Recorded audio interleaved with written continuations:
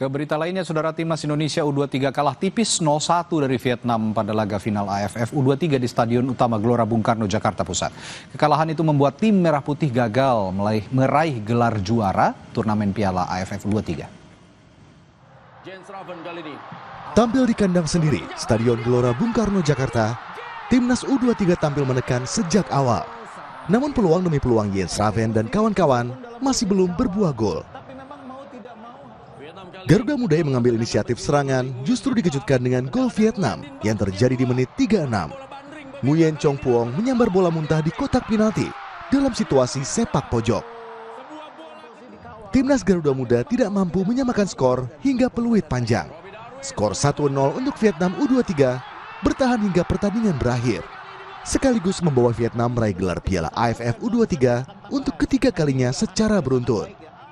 Usai pertandingan, pelatih Gerald Van den Berg bilang, penampilan timnas U23 sudah baik, namun penyelesaian akhir masih jadi masalah. Ini menjadi evaluasi agar timnas bisa tampil lebih baik di kualifikasi Piala Asia U23 September mendatang. They really did well. And I think if you look to the game, Vietnam is a very good team, but they have maybe 2-3 chances, and I think we have also 3, 4, 5 good chances. So sometimes you win the game, sometimes you lose the game, but the most important thing is that we learn, level up, and we have to be there the next tournament.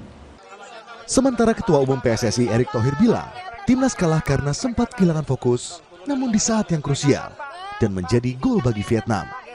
Di luar kekalahan dari Vietnam, Erick mengapresiasi penampilan Kadek Arel dan kawan-kawan. Yang seperti saya bilang, fokus 90 menit, ada satu momen ya kita kecolongan. Dan ada beberapa kali kita juga tadi momentumnya bagus, belum bisa cetak gol. Jadi, tapi apapun hasilnya saya apresiasi dengan tim nasional kita. Dia sudah berbuat maksimal, dan tadi ketika Vietnam main keras, kita juga berani main. Ya, dan saya rasa inilah mereka coba terus fight, cuman ya hasilnya kalah 1-0. Penyelesaian akhir dirasa masih jadi PR timnas U23.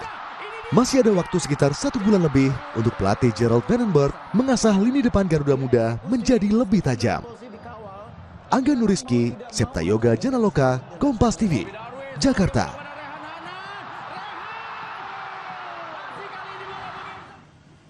Serangan Israel terus menghantam Gaza, Palestina. Jumlah warga Palestina yang tewas telah tembus lebih dari 60.000 orang.